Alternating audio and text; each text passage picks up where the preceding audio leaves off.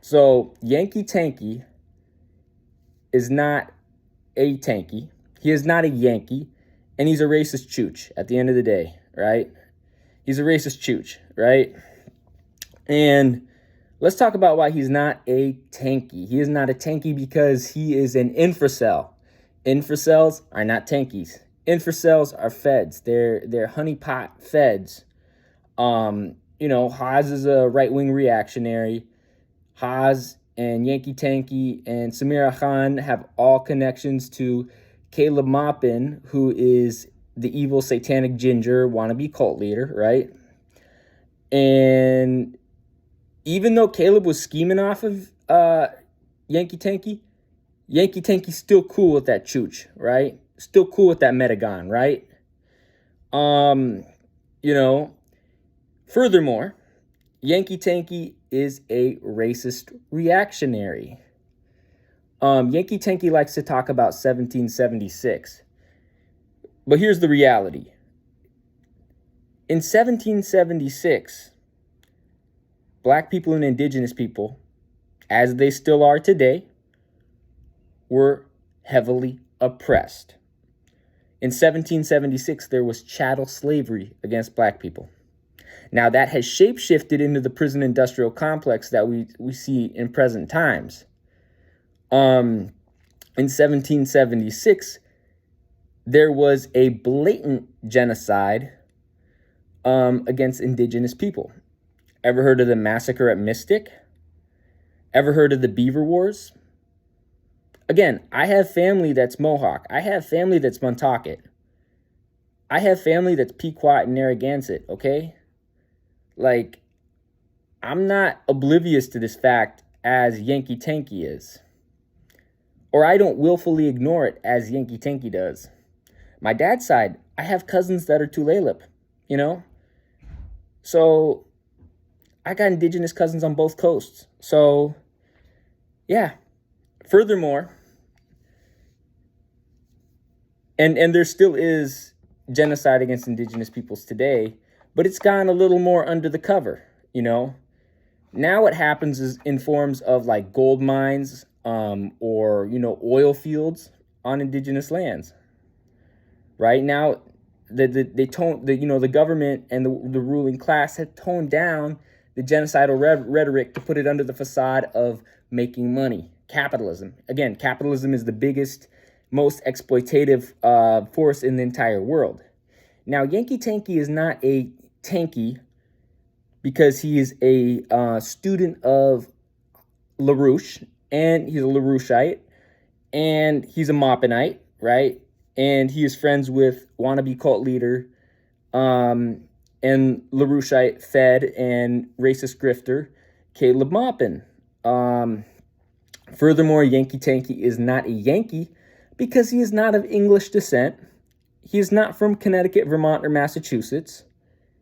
Okay, he is from Pennsylvania. He is German, Scots-Irish, and French. That is not a Yankee, okay? Look, my paternal grandpa's side were Yankees. They were English. They were from Connecticut.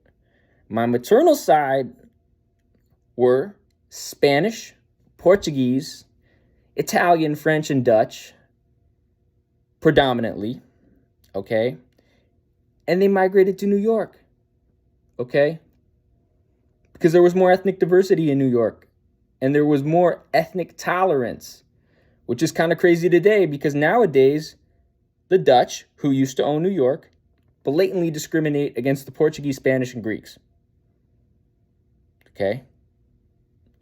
So, Yankee Tankie is the ultimate grifter, the ultimate chooch, the ultimate racist, and the ultimate clout chaser. With all this talk of 1776, Yankee Tankie, go to Connecticut and ask the Pequot people how they feel about 1776. Go to New York and ask the Mohawk people how they feel about 1776. Okay, go to New York and ask the Montaukett people about how they feel about 1776. Go to Rhode Island and ask the Narragansett people how they feel about 1776. Because I guarantee you, bruh, Garen's Ball Barons, as they say in Honolulu, Garen's Ball Barons, that they will not praise 1776. Okay? They will not praise 1776. I dare you to do that. Heck, even in your own state of Pennsylvania, ask the Lenape people what they think about 1776, what they think about William Penn, what they think about the English and Scots-Irish Quakers and the Freemason German Lutherans, and Freemason German Mennonites and Freemason German Anabaptists that was stealing their land and genociding them, and whose descendants carry on that legacy today. There will be no American socialism without black people and indigenous people. And I know you think, oh, why is this Gussock saying this and all that? No, I know, because guess what? My family came over in the 1600s, okay? Some of my ancestors married indigenous people in New York and in Connecticut and Rhode Island in particular, but mainly in New York, okay? Again, I'm descended from the first European to ever go to the Mohawk Valley of New York, okay? His wife was Mohawk Native. I have cousins that are Mohawk Native. I have cousins that are Montaukett Native through that Mohawk line because they traded. You know, the Mohawk people were in the Mohawk Valley. The Montaukett people were on Long Island. And they traded with each other, you know. So, again, Yankee Tankie, without black liberation and without indigenous liberation, indigenous sovereignty, there is no American socialism. This is a multicultural, pan-American movement from Alaska to Argentina, from Ukiagvik to Ushuaia. Without a multicultural working class coalition, there is no Pan-American socialism. So you can talk about 1776 all you want, but until there is liberation for black people and liberation for indigenous people and liberation for Pacific Islanders, until Puerto Rico is free, until Azatlan is free, there is no true American socialism. Until Hawaii is free and independent, until Alaska is free and independent, there is no true American socialism. Okay? You have to understand this, Yankee Tankie. When the Anglos divided up North America, they split borders right through indigenous nations. That's why there's Mohawk people in both Quebec and in New York. That is why there's Tlingit people in both Alaska and Alaska and British Columbia. That is why there is Inupiaq people from Alaska all the way through the Yukon, all the way to the Northwest Territories. Okay, that is why there's Gwich'in people from Alaska through the Yukon, all the way to the Northwest Territories. Okay? So that is why there's Lummi people in both Washington and British Columbia. Okay, that is why there is Mandan and Hidatsa people in both North Dakota and Saskatchewan and Alberta, right? So